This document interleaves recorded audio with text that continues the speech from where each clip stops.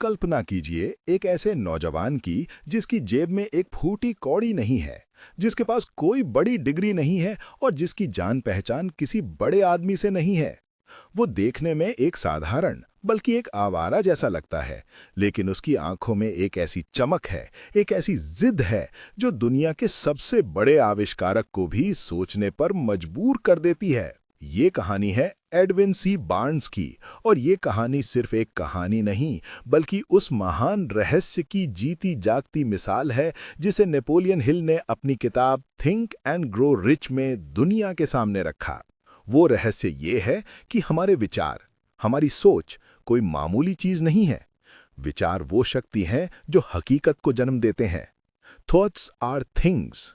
आज से 100 साल से भी पहले एडविन सी बार्न्स नाम के एक लड़के के मन में एक जुनून सवार था, एक ऐसा जुनून जिसे लोग पागलपन कहते। वो दुनिया के महानतम आविष्कारक थॉमस एल्वा एडिसन के लिए काम नहीं करना चाहता था, वो उनके साथ एक बराबर के पार्टनर के रूप में काम करना चाहता था। सोचिए कितनी बड़ी और असंभव सी बात थी ये। एडिसन जिनका नाम दुनिया के कोने कोने में गूंजता था, और बार्न्स जिसे कोई जानता तक नहीं था। बार्न्स के पास न्यू जर्सी, जहां एडिसन की लैब थी, वहां तक जाने के लिए ट्रेन की टिकट खरीदने के पैसे भी नहीं थे। लेकिन जब इरादा पक्का हो तो रास्ते खुद ब खुद बन जाते हैं। बार्न्स एक मालगाड़ी में छिप कर बैठ गया और हजारों किलोमीटर का सफर तय करके एडिसन के ऑफिस पहुंच गया। जब वो बिना किसी अपॉइंटमेंट के एडिसन के सामने खड़ा हुआ तो उसकी हालत देखकर एडिसन के रिश्तेदार और कर्मचारी उस पर हंसने लगे, लेकिन एडिसन नहीं हंसे।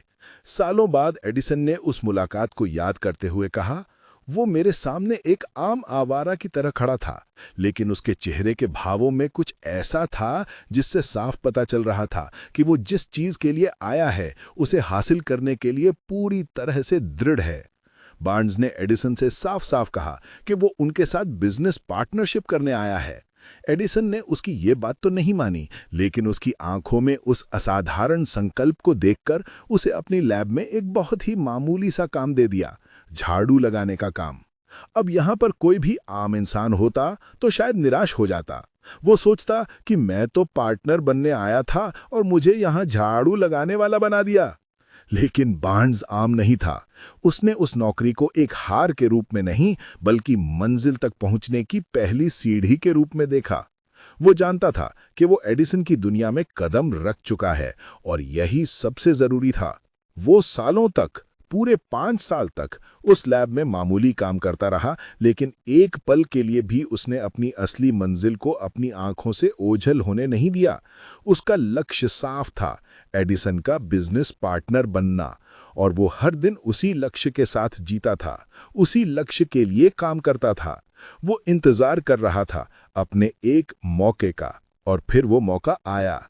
एडिसन ने एक नई मशीन का आविष्कार किया जिसे एडिसन डिक्टेटिंग मशीन या एडिफोन कहा गया। लेकिन एक समस्या थी, एडिसन की अपनी सेल्स टीम को इस मशीन पर बिल्कुल भरोसा नहीं था। उन्हें लगा कि ये मशीन बाजार में कभी नहीं बिकेगी, और उन्होंने इसे बेचने से इनकार कर दिया। जहां पूरी दुनिया को एक नाकामयाब प्रोडक्ट दिख रहा था, वहीं बार्न्स को अपनी जिंदगी का सबसे बड़ा अवसर दिखाई दिया।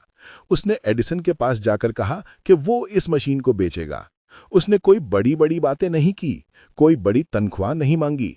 वो बस काम पर लग गया।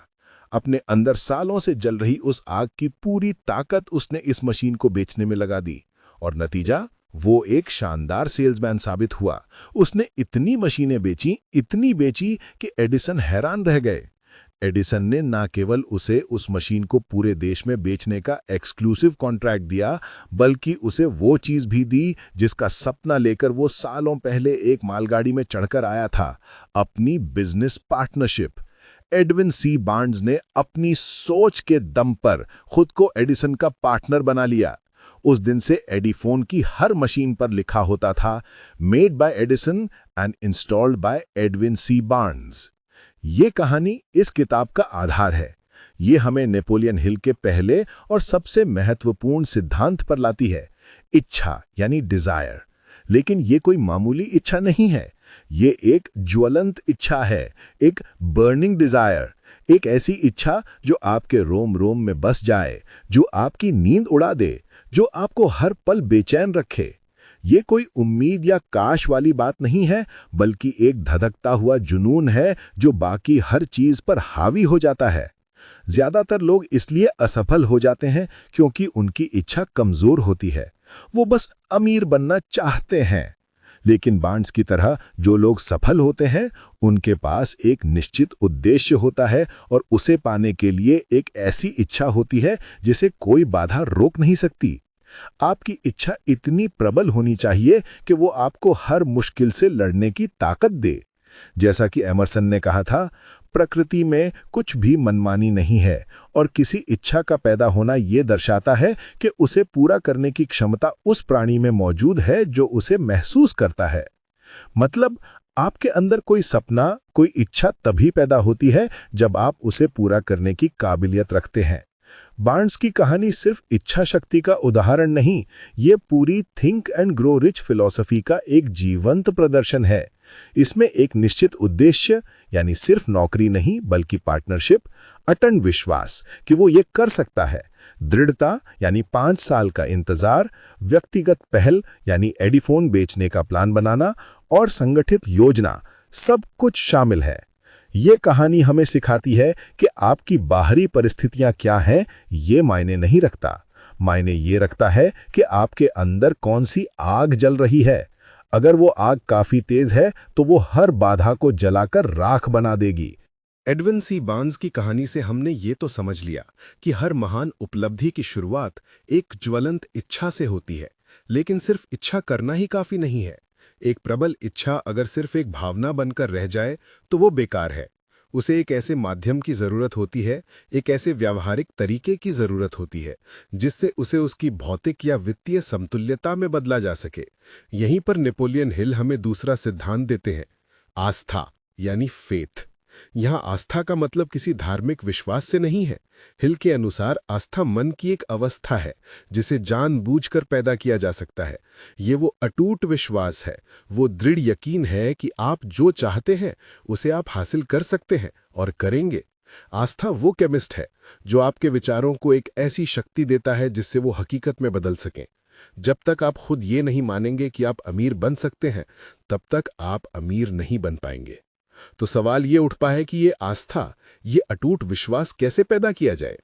इसका जवाब है तीसरा सिद्धांत, आत्म सुझाव यानी ऑटो सजेशन। आत्म सुझाव वो माध्यम है जिससे हम अपने चेतन मन यानी कॉन्शियस माइंड से अपने अवचेतन मन यानी सबकॉन्शियस माइंड तक अपनी इच्छाओं को पहुंचाते हैं। ये अपने आप से बार बार बात करने, अपनी इच्छाओं को दोहराने और उन्हें महसूस करने का विज्ञान है। हमारा अवचेतन मन एक बहुत शक्तिशाली शक्ति है, लेकिन वो तर्क नहीं कर सकता। वो सच और झूठ में फर्क नहीं कर सकता। आप उसे जो भी बार बार पूरी भावना के साथ कहेंगे, वो उसे सच मान लेगा और उसे हकीकत में बदलने के लिए काम करना शुरू कर देगा। इसीलिए सकारात्मक बातें कहना यानी पॉजिटिव अफर्मेशंस इतना जरूरी है। जब आप शीशे में देखकर कहते हैं मैं सफल हूं, ये नहीं कि मैं सफल बनूंगा, तो आप अपने अवचेतन मन को एक कमांड दे रहे होते हैं। हम अपनी जिंदगी के पैगंबर खुद होते हैं और हमारी सोच ही हमारी हकीकत बनती है। इन्हीं दो सिद्धांतों, आस्था और आत्मसुझाव को मिलाकर नेपोलियन हिल ने एक बेहद शक्तिशाली और व्यावहारिक टूल बनाया है। ये वो ठोस कदम है जो आपकी इच्छा को हकीकत में बदलने का काम करते हैं। यह है अमीर बनने का 6 चरणीय तरीका, 6 स्टेप मेथड। ये इस किताब का सबसे महत्वपूर्ण और एक्शन लेने योग्य हिस्सा है। ये सिर्फ लक्ष्य निर्धारित करने का तरीका नहीं है, ये एक ऐसा संरचित अनुष्ठान है जो आपके चेतन मन के संदेहों को दरकिनार कर सीधे आपके अवचेतन मन को प्रोग्राम करने के लिए बनाया गया है। आइए इन 6 कदमों को विस्तार से समझते हैं। कदम, स्टेप, कार्य, एक्शन, मनोवैज्ञानिक उद्देश्य, साइकोलॉजिकल पर्पस। 1, निश्चित राशि तय करें। अपने मन में वो सटीक रकम तय करें जो आप पाना चाहते हैं। सिर्फ ये कहना काफी नहीं है कि मुझे बहुत सारा पैसा चाहिए। रकम बिल्कुल निश्चित होनी चाहिए, जैसे $1 मिलियन। ये आपके अवचेतन मन को एक स्पष्ट और निश्चित लक्ष्य देता है। एक अस्पष्ट लक्ष्य पर ध्यान केंद्रित करना असंभव है। 2, बदले में क्या देंगे ये तय करें। दुनिया में कुछ भी मुफ्त नहीं मिलता। ये तय करें कि आप इस पैसे के बदले में क्या सेवा, क्या प्रोडक्ट या क्या मूल्य देंगे। ये आपकी कड़ी मेहनत, आपका ज्ञान या आपका कोई आइडिया हो सकता है। ये मूल्य के आदान प्रदान के सिद्धांत को स्थापित करता है। ये आपको एक दाता बनाता है, सिर्फ एक आकांक्षी नहीं। 3, एक निश्चित तारीख तय करें। वो निश्चित तारीख तय करें जब तक आप इस पैसे को हासिल कर लेना चाहते हैं, जैसे 31 दिसंबर 2025 तक। ये आपके लक्ष्य में तात्कालिकता और जवाबदेही जोड़ता है। यह अवचेतन मन को एक डेडलाइन देता है। 4, एक निश्चित योजना बनाएं। अपनी इच्छा को पूरा करने के लिए एक ठोस योजना बनाएं और चाहे आप तैयार हों या नहीं, तुरंत उस योजना पर काम करना शुरू कर दें। यह आपकी इच्छा को एक निष्क्रिय स्वप्न से एक सक्रिय प्रोजेक्ट में बदल देता है। कर्म के बिना विचार शक्तिहीन है। 5, सब कुछ लिख लें। एक स्पष्ट और संक्षिप्त बयान लिखें। इसमें आपकी चाही गई रकम, समय सीमा, बदले में आप क्या देंगे और आपकी योजना, सब कुछ साफ साफ लिखा होना चाहिए। लिखने का कार्य आपके विचार को एक भौतिक रूप देता है। यह आपके इरादे को मजबूत करता है और उसे आपके सामने मूर्त बनाता है।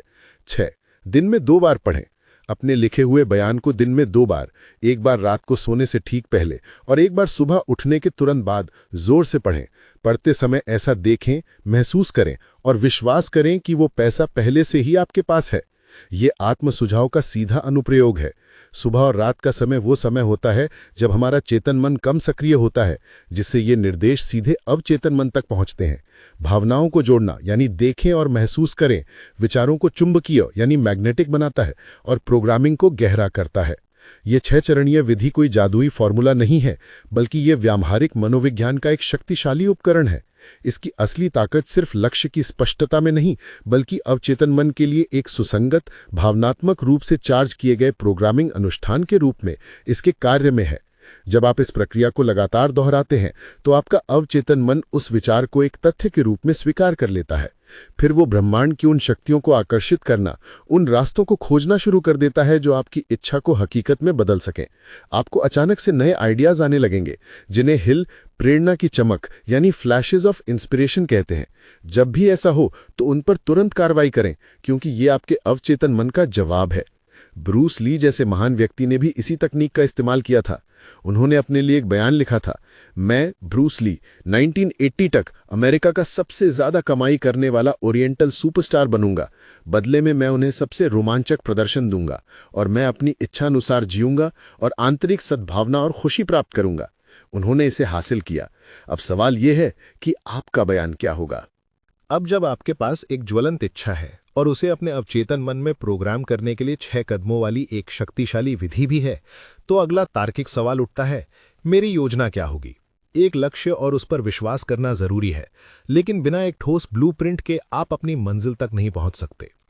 यहीं पर नेपोलियन हिल हमें वो मानसिक उपकरण देते हैं जिनकी मदद से हम उस योजना का निर्माण कर सकते हैं। ये उपकरण है विशेष ज्ञान और कल्पना। ये हमें चौथे सिद्धांत पर लाता है, विशेष ज्ञान, स्पेशलाइज्ड नॉलेज। हम सबने सुना है कि ज्ञान ही शक्ति है, लेकिन हिल इस आम धारणा को चुनौती देते हैं। वो कहते हैं कि ज्ञान केवल संभावित शक्ति है, पोटेंशियल पावर। ज्ञान शक्ति तभी बनता है जब उसे एक निश्चित लक्ष्य की प्राप्ति के लिए व्यावहारिक योजनाओं के माध्यम से संगठित और बुद्धिमानी से निर्देशित किया जाता है। हिल 2 तरह के ज्ञान में फर्क करते हैं। पहला है सामान्य ज्ञान, जनरल नॉलेज, जो हमें स्कूलों और कॉलेजों में पढ़ाया जाता है। ये ज्ञान अपनी जगह महत्वपूर्ण है, लेकिन ये आपको अमीर बनाने में ज्यादा मदद नहीं करेगा। दूसरा है विशेष ज्ञान, स्पेशलाइज्ड नॉलेज, जो किसी खास क्षेत्र में गहरी विशेषज्ञता है। दौलत इसी विशेष ज्ञान के माध्यम से जमा होती है। आपको अपने चुने हुए पेशे, सेवा या उत्पाद के बारे में सब कुछ सीखना होगा। सफल लोग कभी ये नहीं सोचते कि वो सब कुछ जानते हैं। वे हमेशा सीखने की स्थिति में रहते हैं। वे हर दिन किताबें पढ़ते हैं, कोर्स करते हैं, पॉडकास्ट सुनते हैं और अपने क्षेत्र के विशेषज्ञों से सीखते हैं। आपको ये तय करना होगा कि आपके निश्चित लक्ष्य को प्राप्त करने के लिए किस तरह के विशेष ज्ञान की आवश्यकता है और फिर उस ज्ञान को प्राप्त करने में जुट जाना है। ये अतिरिक्त शिक्षा या अनुभव के रूप में हो सकता है, या ये जानकार व्यक्तियों के साथ खुद को घेरने का मतलब हो सकता है जो जरूरत पड़ने पर सलाह दे सके। लेकिन सिर्फ ज्ञान इकट्ठा कर लेना ही काफी नहीं है। आपके पास दुनिया का सारा ज्ञान हो सकता है, लेकिन अगर आप उसे इस्तेमाल करना नहीं जानते तो वो बेकार है। यहीं पर हमारा 5वां सिद्धांत काम आता है, कल्पना, इमेजिनेशन। नेपोलियन हिल कल्पना को मन की कार्यशाला कहते हैं। ये वो मानसिक शक्ति है जहां हमारी इच्छाओं को आकार दिया जाता है और योजनाओं का निर्माण होता है। इंसान ने आज तक जो कुछ भी बनाया है उसकी शुरुआत पहले एक विचार की तरंग के रूप में कल्पना में ही हुई थी। हिल दो प्रकार की कल्पना के बारे में बताते हैं। संश्लेषित कल्पना, सिंथेटिक इमेजिनेशन। ये कल्पना की वो शक्ति है जो पुराने कॉन्सेप्ट्स, आइडियाज या योजनाओं को नए कॉम्बिनेशन में व्यवस्थित करती है। ये कुछ नया नहीं बनाती बल्कि पहले से मौजूद जानकारी, अनुभव और ज्ञान को मिलाकर कुछ नया बनाती है। ज्यादातर आविष्कारक और योजनाकार इसी कल्पना का उपयोग करते हैं। ये आपके अनुभवों, शिक्षा और अवलोकनों का उपयोग करती है। उदाहरण के लिए, जब आप अपने विशेष ज्ञान का उपयोग करके एक बिजनेस प्लान बनाते हैं तो आप सिंथेटिक कल्पना का उपयोग कर रहे होते हैं। रचनात्मक कल्पना, क्रिएटिव इमेजिनेशन, ये कल्पना का उच्च स्तर है। ये वो शक्ति है जिसके माध्यम से इंसान का सीमित मन अनंत प्रज्ञा, इन्फिनिट इंटेलिजेंस से सीधा संपर्क साधता है। यहीं से हमें करेज यानी हुंस और प्रेरणा, इंस्पिरेशंस मिलती हैं। ये कल्पना तब काम करती है जब हमारा चेतन मन एक प्रबल इच्छा या भावना से उत्तेजित होता है। ये शून्य से कुछ नया बना सकती है। एडविन बार्न्स को जब एडिफोन बेचने का आइडिया आया तो वो उनकी रचनात्मक कल्पना का परिणाम था, जो उनकी ज्वलंत इच्छा से प्रेरित थी। ये दोनों सिद्धांत, विशेष ज्ञान और कल्पना, एक दूसरे से गहराई से जुड़े हुए हैं। उनका एक सहजीवी कारण और प्रभाव का संबंध है। बिना विशेष ज्ञान के कल्पना के पास काम करने के लिए कोई उच्च गुणवत्ता वाली सामग्री नहीं होती, जिससे अव्यावहारिक या सामान्य योजनाएं बनती हैं। एक ईंटों की पुस्तकालय है तो दूसरा वास्तुकार। विशेष ज्ञान की खोज सिर्फ एक विशेषज्ञ बनने के बारे में नहीं है, यह आपकी कल्पना को बेहतर कच्चा माल देने के बारे में है। स्टीव जॉब्स ने कहा था, कल्पना ही सब कुछ है। ये जीवन के आने वाले आकर्षणों का एक पूर्वावलोकन है। अगर आप अपनी कल्पना में बिल, अकेलापन और निराशा देखते हैं तो आपको वही मिलेगा। लेकिन अगर आप अपनी कल्पना में अपने जीवन को वैसा देखते हैं जैसा आप चाहते हैं तो आप वैसा जीवन बना सकते हैं। अपनी नई उपलब्धि को अपनी आंखों में ऐसे देखें जैसे कि आप उसे वर्तमान काल में देख रहे हों। मन की कार्यशाला यानी कल्पना में एक शानदार विचार को जन्म देना एक बात है, लेकिन उस विचार को वास्तविकता के धरातल पर उतारना बिल्कुल दूसरी बात है। एक आइडिया तब तक बेकार है जब तक उसे एक निश्चित व्यावहारिक योजना में नहीं ढाला जाता। ये हमें छठे सिद्धांत पर लाता है, संगठित योजना यानी ऑर्गेनाइज्ड प्लानिंग। ये वो प्रक्रिया है जिसमें आप अपनी इच्छा को प्राप्त करने के लिए एक व्यावहारिक योजना बनाते हैं और फिर उस योजना को कार्य में परिणत करते हैं। नेपोलियन हिल की प्रसिद्ध कहावत है, एक लक्ष्य डेडलाइन के साथ एक सपना है। ये योजना बनाने और कार्रवाई करने के बारे में ही है। ये समझना बहुत जरूरी है कि आपकी पहली योजना शायद काम ना करे। हो सकता है आपकी दूसरी, तीसरी या 10वीं योजना भी असफल हो जाए। एडिसन ने बल्ब बनाने से पहले 10,000 बार असफलता का सामना किया था। जब भी आपकी कोई योजना विफल हो तो उसे एक स्थायी हार के रूप में ना देखें, बल्कि उसे एक अस्थायी हार माने जिससे कुछ सीखा जा सकता है। उस असफल योजना की जगह तुरंत एक नई योजना बनाएं और तब तक बनाते रहें जब तक आपको वो योजना ना मिल जाए जो काम करती है। सफल लोग कभी हार नहीं मानते, वे बस अपनी रणनीति बदलते हैं। एक योजना को सफलतापूर्वक लागू करने के लिए, खासकर जब उसमें दूसरे लोग भी शामिल हों, तो आपको एक अनुयायी यानी फॉलोअर से एक नेता यानी लीडर बनना होगा। नेपोलियन हिल ने सफल नेताओं के कुछ प्रमुख गुणों की पहचान की है। यदि आप बड़ी सफलता प्राप्त करना चाहते हैं तो आपको इन गुणों को अपने अंदर विकसित करना होगा। अटूट का साहस, ये आपके ज्ञान और आपके पेशे में आपकी विशेषज्ञता पर आधारित होता है। आत्मनियंत्रण, जो व्यक्ति खुद को नियंत्रित नहीं कर सकता वो दूसरों को कभी नियंत्रित नहीं कर सकता। न्याय की गहरी भावना, बिना निष्पक्षता और न्याय की भावना के कोई भी नेता अपने अनुयायियों का सम्मान नहीं पा सकता। निर्णय की निश्चितता, जो व्यक्ति हिचकिचाता है वो दिखाता है कि उसे खुद पर भरोसा नहीं है। योजनाओं की निश्चितता, सफल नेता योजना बनाकर काम करता है, अंदाजे से नहीं। भुगतान से अधिक काम करने की आदत, आपको हमेशा उम्मीद से ज्यादा मूल्य देना होगा। इसे गोइंग द एक्स्ट्रा माइल का सिद्धांत भी कहते हैं। एक सुखद व्यक्तित्व, कोई भी लापरवाह या अस्त व्यस्त व्यक्ति सफल नेता नहीं बन सकता। सहानुभूति और समझ, सफल नेता अपने अनुयायियों के प्रति सहानुभूति रखता है और उनकी समस्याओं को समझता है। विस्तार में महारत, सफल नेतृत्व के लिए हर विवरण पर ध्यान देना आवश्यक है। पूरी जिम्मेदारी लेने की इच्छा, सफल नेता अपने अनुयायियों की गलतियों की जिम्मेदारी लेता है। सहयोग, सफल नेता जानता है कि शक्ति और स्थायी सफलता सहयोग से मिलती है। किसी भी सफल योजना का एक मुख्य घटक होता है दूसरों को मूल्य प्रदान करना। आप जो पैसा कमाना चाहते हैं वो हमेशा आपके द्वारा प्रदान की गई सेवा के मूल्य के अनुपात में होगा। हिल इसे QQS फॉर्मूला कहते हैं। सेवा की गुणवत्ता, सेवा की मात्रा और सेवा की भावना। आपको हमेशा सर्वोत्तम गुणवत्ता वाली सेवा अपनी क्षमता के अनुसार अधिकतम मात्रा में और एक सामंजस्यपूर्ण और सुखद भावना के साथ प्रदान करनी होगी। संगठित योजना का सिद्धांत वो धुरी है जहां आपका आंतरिक मानसिक कार्य यानी इच्छा, आस्था, ज्ञान और कल्पना बाहरी वास्तविक दुनिया की कार्रवाई में बदल जाता है। यह असफलता का सबसे आम बिंदु है। बहुत से लोग सपने देख सकते हैं और विश्वास भी कर सकते हैं, लेकिन वे एक ठोस योजना बनाने और उसे लागू करने में लड़खड़ा जाते हैं। नेतृत्व के गुणों पर जोर देने से हिल का एक छिपा हुआ तर्क सामने आता है कि आप अकेले महान सफलता प्राप्त नहीं कर सकते और दूसरों की मदद लेने के लिए, जैसा कि मास्टरमाइंड में होता है, आपको पहले उन चारित्रिक गुणों को विकसित करना होगा जो विश्वास और सहयोग को प्रेरित करते हैं।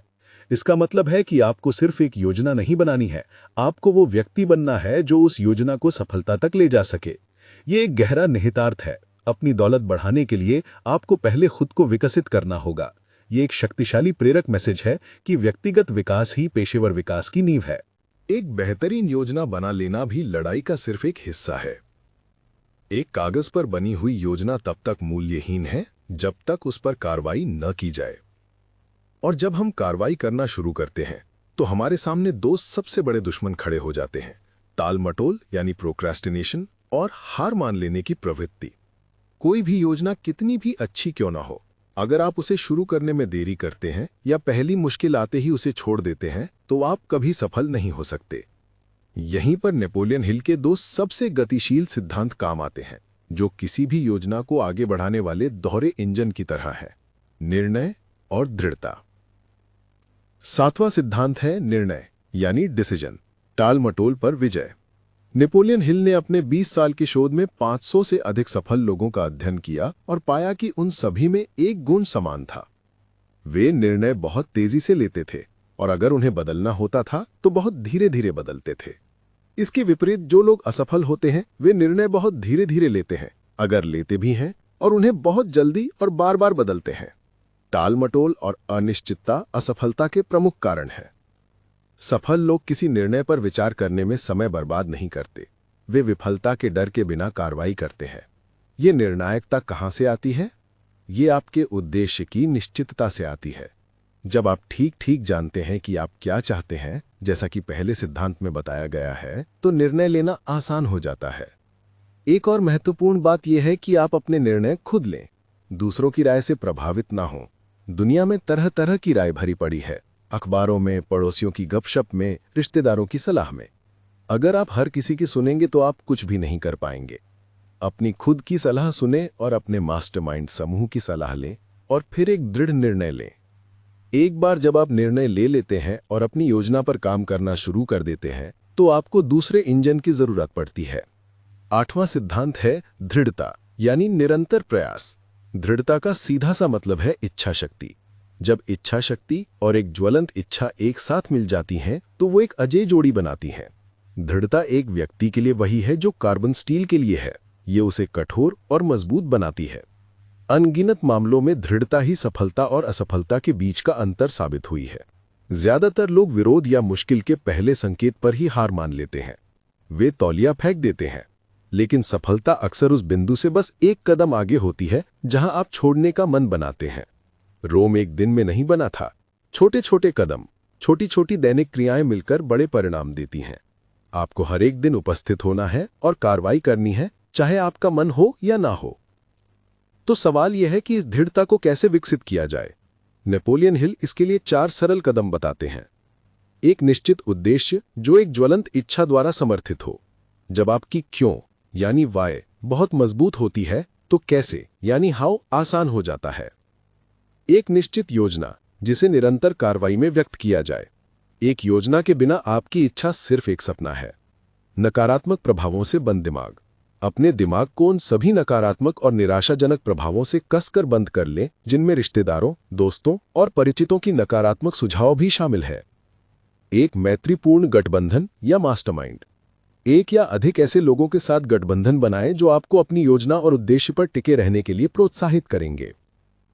निर्णय और दृढ़ता सिर्फ चरित्र के गुण नहीं है, वे एक फीडबैक लूप हैं जो आपकी आस्था यानी फेथ को मजबूत करते हैं। जब आप एक दृढ़ निर्णय लेते हैं और उस पर कार्रवाई करते हैं तो आपको एक छोटा सा परिणाम मिलता है। जब आप एक छोटी सी बाधा के बावजूद टिके रहते हैं तो आपको एक छोटी सी जीत मिलती है। ये छोटी परिणाम और जीत इस बात का ठोस प्रमाण प्रदान करती हैं कि आपकी योजना काम कर रही है, जो बदले में आपकी आस्था यानी सिद्धांत 2 को मजबूत करती है। ये एक ऊपर की ओर जाने वाला चक्र है। आस्था दृढ़ता को बढ़ावा देती है, जो परिणाम उत्पन्न करती है, जो आस्था को और मजबूत करती है। इसलिए निर्णय और दृढ़ता केवल आस्था का परिणाम नहीं है, बल्कि आस्था का निर्माण करने के व्यावहारिक उपकरण है। ये आत्मसंदेह से जूझ रहे किसी भी व्यक्ति के लिए महत्वपूर्ण और कार्रवाई योग्य बात है। अब तक हमने जिन सिद्धांतों की बात की है वे ज्यादातर व्यक्तिगत प्रयास और मानसिक अनुशासन पर केंद्रित थे, लेकिन नेपोलियन हिल का शोध एक बहुत ही महत्वपूर्ण सत्य को उजागर करता है। कोई भी व्यक्ति अकेले महान सफलता प्राप्त नहीं करता। सेल्फ मेड यानी स्वनिर्मित व्यक्ति का विचार एक मिथक है। Andrew Carnegie, Henry Ford, Thomas Edison, इन सभी महान लोगों ने दूसरों के सहयोग से अपनी सफलता का साम्राज्य खड़ा किया। ये हमें नेपोलियन हिल के सबसे प्रसिद्ध और शक्तिशाली सिद्धांतों में से एक पर लाता है। नवा सिद्धांत, मास्टरमाइंड की शक्ति, the power of the mastermind. Mastermind क्या है? हिल इसे इस तरह परिभाषित करते हैं कि एक निश्चित उद्देश्य की प्राप्ति के लिए 2 या 2 से अधिक लोगों के बीच सद्भाव की भावना में ज्ञान और प्रयास का समन्वय। जब 2 या 2 से अधिक मन सद्भाव में एक साथ आते हैं तो वे एक तीसरी अदृश्य अमूर्त शक्ति का निर्माण करते हैं, जिसे एक तीसरे मन की तरह माना जा सकता है। ये सिर्फ टीम वर्क से कहीं ज्यादा है। ये एक ऐसी सहक्रिया है जहां कुल का योग उसके भागों के योग से कहीं अधिक होता है। जब आप एक मास्टरमाइंड समूह बनाते हैं तो आप केवल दूसरों के ज्ञान और अनुभव का लाभ नहीं उठाते, आप एक सामूहिक चेतना का निर्माण करते हैं जो समस्याओं को हल करने और अवसर पैदा करने की आपकी क्षमता को कई गुना बढ़ा देती है। ये सिद्धांत विशेष ज्ञान के सिद्धांत का अंतिम अनुप्रयोग है। हिल कहते हैं कि यदि आपके पास अपने लक्ष्य को प्राप्त करने के लिए आवश्यक विशेष ज्ञान की कमी है तो आप इसे अपने मास्टरमाइंड समूह के माध्यम से प्राप्त कर सकते हैं। ये मास्टरमाइंड को एक साधारण सहायता समूह से एक रणनीतिक ज्ञान अधिग्रहण और समस्या समाधान इकाई में बदल देता है। इसका अर्थ है कि ज्ञान में आपकी व्यक्तिगत सीमाएं सफलता के लिए बाधा नहीं है, बशर्ते आपके पास एक शक्तिशाली गठबंधन बनाने के लिए नेतृत्व और पारस्परिक कौशल हो। सफलता इस बात पर कम निर्भर करती है कि आप क्या जानते हैं और इस बात पर अधिक कि आप किस सामूहिक बुद्धिमत्ता तक पहुंच और समन्वय कर सकते हैं। ये सफलता को लोकतांत्रिक बनाता है। आपको हर विषय पर कमरे में सबसे चतुर व्यक्ति होने की जरूरत नहीं है। आपको बस इतना चतुर होना है कि आप सही लोगों को कमरे में ला सकें और सद्भाव पैदा कर सकें। तो आप एक प्रभावी मास्टरमाइंड समूह कैसे बनाते हैं? इसके लिए कुछ बातों का ध्यान रखना जरूरी है। सदस्यों का चयन, ऐसे लोगों को चुनें जो सहायक हों, आपके मूल्यों को साझा करते हों और ऐसा ज्ञान या अनुभव प्रदान कर सकते हो जिसकी आप में कमी है। सद्भाव, समूह में पूर्ण सद्भाव होना चाहिए। यदि सदस्यों के बीच कोई मतभेद या ईर्ष्या है तो मास्टरमाइंड का सिद्धांत काम नहीं करेगा। निश्चित उद्देश्य, समूह का एक स्पष्ट और निश्चित उद्देश्य होना चाहिए जिसके लिए सभी सदस्य काम कर रहे हों। नियमित बैठकें, नियमित रूप से मिले, विचारों का आदान प्रदान करें और एक दूसरे को जवाबदेह ठहराएं। पारस्परिक लाभ, गठबंधन सभी सदस्यों के लिए पारस्परिक रूप से लाभदायक होना चाहिए। हर किसी को कुछ देना होगा और हर किसी को कुछ मिलेगा। एंड्रू कार्नेगी ने खुद स्वीकार किया था कि वे अपने स्टील के कारोबार के बारे में बहुत कुछ नहीं जानते थे, लेकिन उन्हें जानने की जरूरत भी नहीं थी। उन्होंने अपने चारों ओर ऐसे विशेषज्ञों का मास्टरमाइंड समूह बना रखा था जो स्टील के बारे में सब कुछ जानते थे। कार्नेगी का काम उन लोगों का समन्वय करना और उन्हें एक निश्चित लक्ष्य की ओर निर्देशित करना था। मास्टरमाइंड का सिद्धांत आपके सबसे महत्वपूर्ण रिश्ते पर भी लागू होता है, आपका जीवन साथी।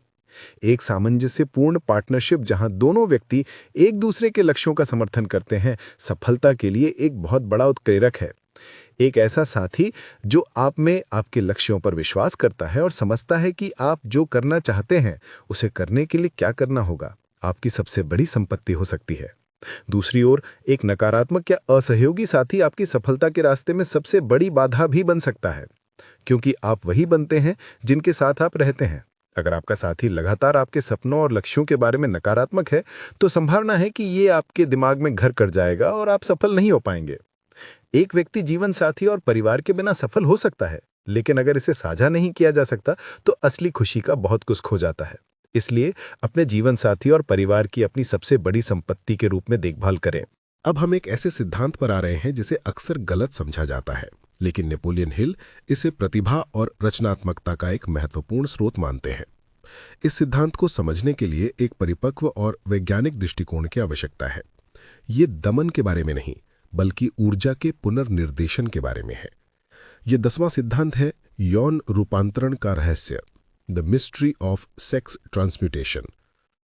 नेपोलियन हिल यौन इच्छा को मनुष्य की सभी इच्छाओं में सबसे शक्तिशाली मानते हैं। ये एक मौलिक जैविक शक्ति है जो मानव जाति के अस्तित्व के लिए जिम्मेदार है। इसकी शक्ति इतनी अधिक है कि ये लोगों को महान जोखिम उठाने और असाधारण कार्य करने के लिए प्रेरित कर सकती है।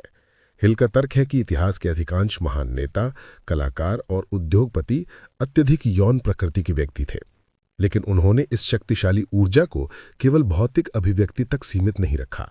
उन्होंने इस ऊर्जा को रूपांतरित करना, यानी एक रूप से दूसरे रूप में बदलना सीख लिया। यौन रूपांतरण का सीधा सा अर्थ है यौन ऊर्जा को उसके शारीरिक उपयोग से हटाकर किसी अन्य रचनात्मक या उत्पादक प्रयास में लगाना। जब इस शक्तिशाली इच्छा से प्रेरित होते हैं तो पुरुष और महिलाएं कल्पना की उत्सुकता, साहस, इच्छा शक्ति, दृढ़ता और रचनात्मक क्षमता विकसित करते हैं जो उन्हें अन्य समय में ज्ञात नहीं होती। ये ऊर्जा सफलता के पूरे इंजन के लिए हाई ऑक्टेन ईंधन की तरह है। एक साधारण इच्छा एक कामना है। इस शक्तिशाली आदिम ऊर्जा से सुपरचार्ज की गई इच्छा एक सर्वभक्षी जुनून बन जाती है जो उपलब्धि को अनिवार्य बना देती है। इसे आधुनिक शब्दों में समझें तो ये तीव्र भावनात्मक और शारीरिक ऊर्जा को एक रचनात्मक आउटलेट में चैनलाइज करने के बारे में है। चाहे वो व्यवसाय बनाना हो, कला का एक बड़ा काम करना हो या एक नया आविष्कार करना हो। ये रचनात्मक ऊर्जा वही है जो हमारी रचनात्मक कल्पना को ईंधन देती है, जिसकी हमने पहले बात की थी। जब आप अपनी यौन ऊर्जा को अपने काम, अपने लक्ष्य या अपने जुनून की ओर मोड़ते हैं तो आप अपनी सबसे शक्तिशाली जैविक ड्राइव को अपनी सबसे बड़ी महत्वाकांक्षाओं के साथ संलग्न कर रहे होते हैं। यह आपको एक ऐसा चुंबकीय करिश्मा और व्यक्तिगत शक्ति प्रदान करता है जो दूसरों को आपकी ओर आकर्षित करता है। हिल का कहना है कि जो व्यक्ति इस कला में महारत हासिल कर लेता है वो प्रतिभा के स्तर तक पहुंच सकता है। ये ऊर्जा मन को इस तरह से उत्तेजित करती है कि विचार की एक उच्च दर उत्पन्न होती है। ये आपको सामान्य विचार की सीमा से ऊपर उठाती है और आपको नए और दुर्लभ विचारों तक पहुंच प्रदान करती है। इस सिद्धांत में प्रेम और रोमांस की भावनाएं भी शामिल हैं। प्रेम, रोमांस और सेक्स ऐसी भावनाएं हैं जो पुरुषों और महिलाओं को सुपर उपलब्धि की ऊंचाइयों तक ले जाने में सक्षम है। जब ये भावनाएं मिलती हैं तो वे एक व्यक्ति को रचनात्मक प्रयास के उस स्तर तक ले जा सकती हैं जो वे अकेले हासिल नहीं कर सकते। एक प्रेमपूर्ण समर्थक साथी का प्रभाव इस प्रक्रिया में एक महत्वपूर्ण कारक है। एक संगत साथी का चुनाव इस सिद्धांत का सहसंबंधी है। जब आप किसी ऐसे व्यक्ति के साथ होते हैं जिसे आप प्यार करते हैं और जो आपको समझता है, तो ये आपकी रचनात्मक ऊर्जा को कई गुना बढ़ा देता है। ये आपको महान कार्य करने के लिए प्रेरित करता है ताकि आप उस व्यक्ति का सम्मान और प्रशंसा अर्जित कर सकें। यह सिद्धांत हमें सिखाता है कि हमारी सबसे शक्तिशाली ड्राइव को दबाया या नज़रअंदाज नहीं किया जाना चाहिए, बल्कि उसे समझा जाना चाहिए और रचनात्मक उद्देश्यों के लिए उपयोग किया जाना चाहिए।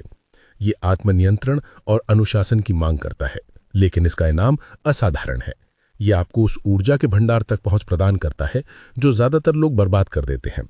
जब आप इस ऊर्जा का उपयोग करना सीख जाएंगे तो आप अपनी रचनात्मकता, अपनी दृढ़ता और सफलता प्राप्त करने की अपनी समग्र क्षमता में एक नाटकीय वृद्धि का अनुभव करेंगे। ये वो रहस्य है जो एक साधारण व्यक्ति को एक प्रतिभाशाली व्यक्ति से अलग करता है। अब तक हमने उन सिद्धांतों पर चर्चा की है जिन्हें हमें अपनी सफलता की यात्रा में लागू करना है। अब हम उस मशीनरी के अंदर झांकेंगे जहां ये सब कुछ होता है, हमारा मन। नेपोलियन हिल मन के दो महत्वपूर्ण घटकों का वर्णन करते हैं जो इस पूरी प्रक्रिया के केंद्र में है। यह है अवचेतन मन और हमारा मस्तिष्क। इन्हें समझना एक तरह से अपने आंतरिक हार्डवेयर और ऑपरेटिंग सिस्टम को समझना है जो हमारे विचारों को संसाधित करता है और हमें एक बड़ी बुद्धिमत्ता के क्षेत्र से जोड़ता है। 11वां सिद्धांत है अवचेतन मन, द सबकॉन्शियस माइंड। अवचेतन मन को एक विशाल फाइलिंग सिस्टम या एक असीमित कंप्यूटर डेटाबेस के रूप में सोचें। यह एक ऐसा मानसिक क्षेत्र है जहां हमारी पांचों इंद्रियों के माध्यम से आने वाले हर विचार, हर अनुभव और हर इनपुट को वर्गीकृत और रिकॉर्ड किया जाता है। यह हमारी यादों, हमारी आदतों और हमारी गहरी मान्यताओं का भंडार है। अवचेतन मन की सबसे महत्वपूर्ण विशेषता यह है कि यह तर्क नहीं करता। यह सही और गलत या वास्तविकता और कल्पना के बीच अंतर नहीं कर सकता। ये बस उन विचारों और विश्वासों पर काम करता है जो इसे दिए जाते हैं। यही कारण है कि आत्म सुझाव यानी ऑटो सजेशन का सिद्धांत इतना शक्तिशाली है। जब हम बार बार पूरी भावना के साथ अपने अवचेतन मन को अपने लक्ष्य की एक स्पष्ट तस्वीर देते हैं, तो यह उसे एक तथ्य के रूप में स्वीकार कर लेता है। एक बार जब यह उसे स्वीकार कर लेता है, तो यह उस लक्ष्य को वास्तविकता में प्रकट करने के लिए दिन रात अथक रूप से काम करना शुरू कर देता है। यह आपको उन लोगों, परिस्थितियों और अवसरों की ओर मार्गदर्शन करेगा जो आपके लक्ष्य को प्राप्त करने में आपकी मदद करेंगे। थिंक एंड ग्रो रिच में बताए गए सभी 13 सिद्धांत वास्तव में आपके अवचेतन मन तक पहुंचने और उसे प्रभावित करने के लिए एक उत्तेजना के रूप में कार्य करते हैं। चूंकि इसे केवल आदत के माध्यम से निर्देशित किया जा सकता है, इसलिए इस प्रक्रिया में समय लगता है। आपको अपने मन को सकारात्मक विचारों से भरना होगा, क्योंकि आपका अवचेतन मन नकारात्मक विचारों पर भी उतनी ही आसानी से काम करेगा। 12वां सिद्धांत है मस्तिष्क, द ब्रेन। नेपोलियन हिल मस्तिष्क को विचार के कंपन के लिए एक प्रसारण और स्वागत स्टेशन के रूप में वर्णित रहते हैं। एक रेडियो की तरह आपका मस्तिष्क भी अलग अलग आवृत्तियों पर काम कर सकता है। ये आवृत्तियां हमारी भावनाएं हैं, प्रेम, घृणा, निराशा, भय, आत्मविश्वास और बहुत कुछ। जब आपका मस्तिष्क निराशा और गरीबी की आवृत्ति पर सेट होता है, तो आप केवल वही चीजें अपने जीवन में आकर्षित और प्रकट कर पाएंगे, क्योंकि अनंत प्रज्ञा से आने वाले संकेतों में से केवल वही संकेत आप पकड़ पाएंगे। लेकिन जब आप अपने मस्तिष्क को प्रेम, आत्मविश्वास और प्रचुरता की भावना की आवृत्ति पर सेट करते हैं, तो आप स्वाभाविक रूप से उन चीजों को प्रकट करेंगे। जब हम अपनी मानसिक आवृत्ति को समायोजित करते हैं, तो हम न केवल एक सीमित मस्तिष्क से दूसरे तक, बल्कि अनंत प्रज्ञा के मन से भी संवाद करने की क्षमता रखते हैं। यही कारण है कि एक सकारात्मक मानसिक दृष्टिकोण इतना महत्वपूर्ण है। आपको अपने विचारों पर महारत हासिल करनी होगी। नकारात्मक न्यूज़ पढ़ना बंद करें, नकारात्मक सोशल मीडिया में फंसना बंद करें और अपने जीवन से विषाक्त लोगों को 100% हटा दें। आप जिस पर ध्यान केंद्रित करते हैं, आप वही बन जाते हैं। ये अवधारणा मास्टरमाइंड के तीसरे मन के लिए एक वैज्ञानिक व्याख्या भी प्रदान करती है। जब कई मस्तिष्क सद्भाव की भावना में एक ही आवृत्ति पर ट्यून होते हैं, तो वे अवचेतन स्तर पर विचारों और ऊर्जा का आदान प्रदान कर सकते हैं। वे एक दूसरे के विचारों को पकड़ सकते हैं और एक सामूहिक बुद्धिमत्ता का निर्माण कर सकते हैं, जो किसी भी व्यक्तिगत सदस्य की तुलना में कहीं अधिक ताकतवर है। अवचेतन मन और मस्तिष्क के सिद्धांत यह प्रकट करते हैं कि पूरी थिंक एंड ग्रो रिच प्रणाली मानव मन के लिए एक ऑपरेटिंग मैनुअल है।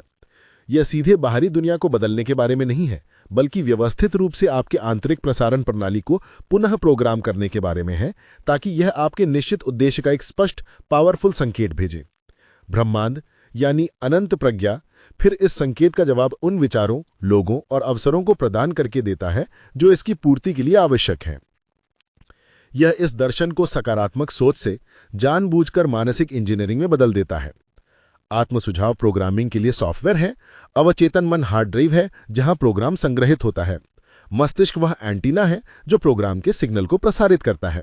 सिग्नल विचार का कंपन है और इस सिग्नल की गुणवत्ता आपकी प्रमुख भावनाओं यानी सकारात्मक या नकारात्मक द्वारा निर्धारित होती है। परिणाम जादू नहीं, बल्कि सावधानी से इंजीनियर किए गए इनपुट पर आधारित एक अनुमानित आउटपुट है।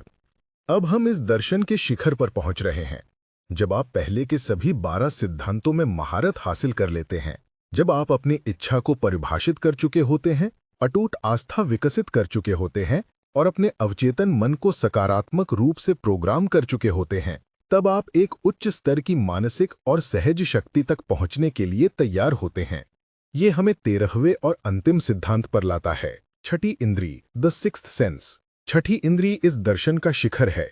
ये अवचेतन मन का वो हिस्सा है जिसे रचनात्मक कल्पना, क्रिएटिव इमेजिनेशन भी कहा गया है। छठी इंद्री के माध्यम से आप अनंत प्रज्ञा से सीधे अचानक आए विचार, हंचेस, प्रेरणा और अंतर्दृष्टि की चमक प्राप्त करते हैं, अक्सर बिना किसी सचेत प्रयास के। ये वो अवस्था है जब आप बस जानते हैं कि क्या करना है। ये एक अभिभावक देवदूत की तरह है जो हमेशा आपके लिए रास्ते खोलेगा और आपको खतरों से आगाह करेगा। इस इंद्री को केवल अन्य 12 सिद्धांतों में महारत हासिल करने के बाद ही विकसित और नियंत्रित किया जा सकता है। ये कोई ऐसी चीज नहीं है जिसे आप चालू या बंद कर सकते हैं। ये एक ऐसी स्थिति है जिसमें आप तब प्रवेश करते हैं जब आपका मन सफलता के सिद्धांतों के साथ पूरी तरह से संरेखित होता है। ध्यान का अभ्यास हमारी छठी इंद्री, अनंत ज्ञान या ब्रह्मांड को सुनने की हमारी क्षमता को सुविधाजनक बनाने में मदद कर सकता है। हम एक दुनिया में रहते हैं जो हमें सूचनाओं से भर देती है और हर मोड़ पर हमारा ध्यान भटकाती है। हर दिन एक शांत स्थान पर बिना किसी रुकावट के चिंतन करने और मानसिक रूप से भविष्य में प्रोजेक्ट करने के लिए समय निकालने से हमें उन विचारों और सोच को सुनने का अवसर मिलता है जो हमारे रास्ते में आ सकते हैं। दुनिया के कई शीर्ष प्रदर्शन करने वालों की दैनिक ध्यान या माइंडफुलनेस की आदत होती है, लेकिन इस उच्च स्तर की चेतना तक पहुंचने से पहले हमें अपने आंतरिक राक्षसों पर विजय प्राप्त करनी होगी। हमारे रास्ते में सबसे बड़ी बाधा बाहरी दुनिया में नहीं, बल्कि हमारे अपने मन में है। नेपोलियन हिल इन्हें भय के 6 भूत कहते हैं। ये मन की अवस्थाएं हैं जो हमारे तर्क को पंगु बना देती हैं, हमारी कल्पना को नष्ट कर देती हैं और हमें कार्रवाई करने से रोकती हैं। जब तक आप इन भयों पर विजय प्राप्त नहीं कर लेते, तब तक आप छठी इंद्री के स्तर पर काम नहीं कर सकते। ये 6 मूल भय हैं। गरीबी का भय, ये सबसे विनाशकारी भय है।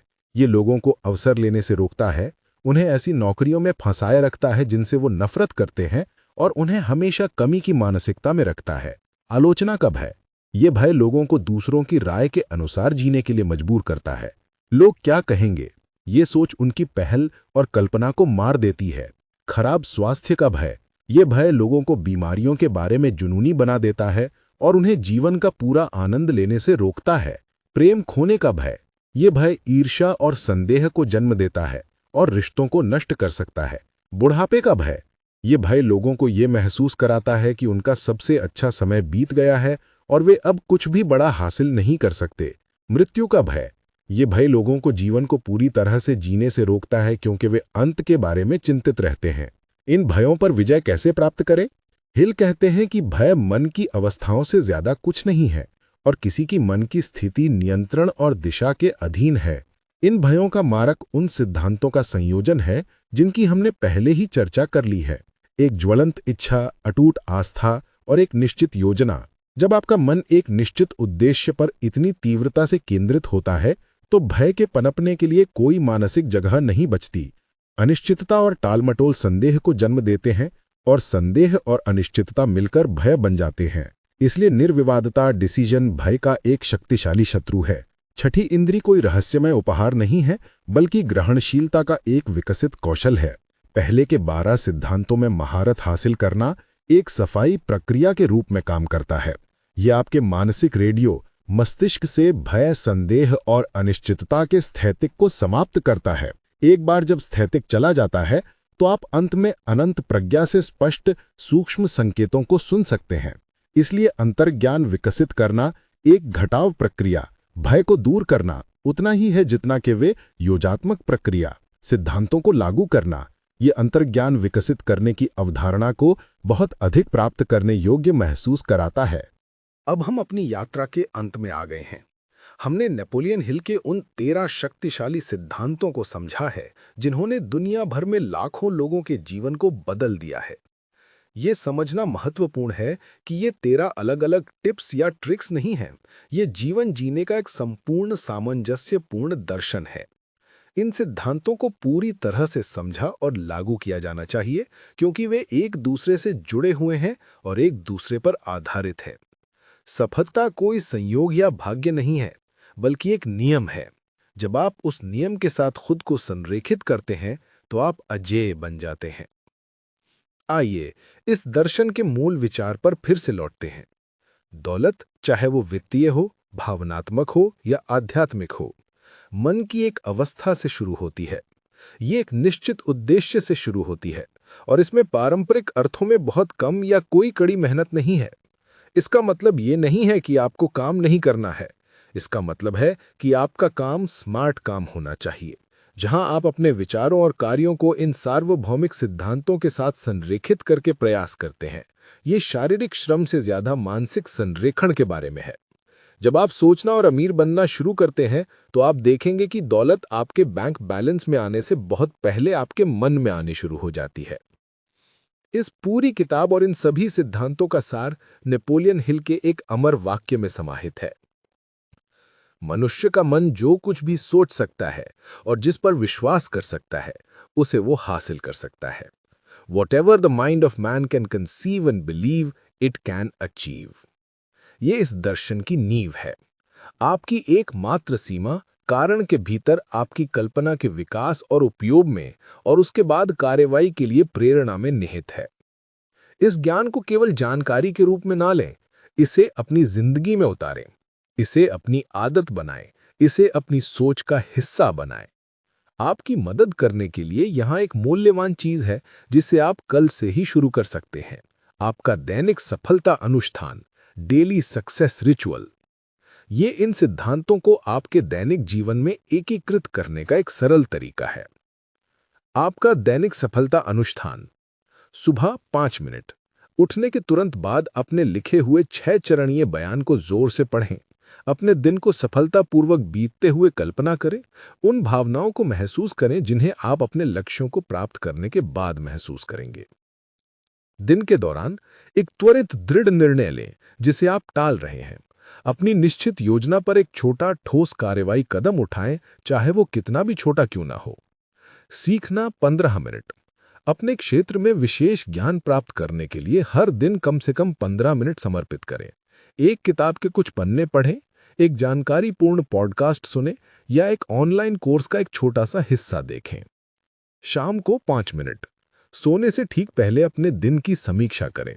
किसी भी अस्थायी हार या चुनौती से आपने क्या सीखा उसे पहचानें। अपने बयान को फिर से जोर से पढ़ें, कृतज्ञता महसूस करते हुए जैसे कि आप पहले ही अपना लक्ष्य प्राप्त कर चुके हैं। ये सरल अनुष्ठान आपके दिन को उद्देश्य, ध्यान और सकारात्मकता के साथ शुरू और समाप्त करने में मदद करेगा। ये धीरे धीरे लेकिन निश्चित रूप से आपके अवचेतन मन को सफलता के लिए फिर से प्रोग्राम करेगा। याद रखें, आप अपनी नियति के स्वामी हैं। आप अपने पर्यावरण को प्रभावित, निर्देशित और नियंत्रित कर सकते हैं। आप अपने जीवन को वो बना सकते हैं जो आप चाहते हैं। ये सिद्धांत शाश्वत हैं। वे एंड्रू कार्नेगी के समय में काम करते थे, वे नेपोलियन हिल के समय में काम करते थे और वे आज भी काम करते हैं। चुनाव हमेशा आपका होता है। बुद्धिमानी से चुनें, साहस भरे जिएं और आप वो खोज लेंगे जो आपसे पहले अनगिनत पुरुषों और महिलाओं ने साबित किया है। सफलता का शाश्वत दर्शन मानव आत्मा की सर्वोच्च विरासत है और ये आपकी है यदि आप इसे दावा करने की हिम्मत करते हैं। इस वीडियो ने अगर आपकी सोच को एक नई दिशा दी है, अगर इसने आपके अंदर अपनी जिंदगी को बदलने की एक ज्वलंत इच्छा जगाई है, तो आपका सफर अभी शुरू हुआ है। इस सफर को आगे बढ़ाने के लिए और ऐसे ही जीवन बदलने वाले ज्ञान के लिए हमारे चैनल को सब्सक्राइब जरूर करें। इस वीडियो को लाइक करें ताकि ये उन लोगों तक भी पहुंच सके जिन्हें इसकी सख्त जरूरत है। और हमें कमेंट करके बताएं कि आप सबसे पहले कौन सा सिद्धांत अपनी जिंदगी में अपनाने जा रहे हैं। हम आपके सफलता के सफर में आपके साथ हैं। हम मिलेंगे अगले वीडियो में। देखने के लिए धन्यवाद।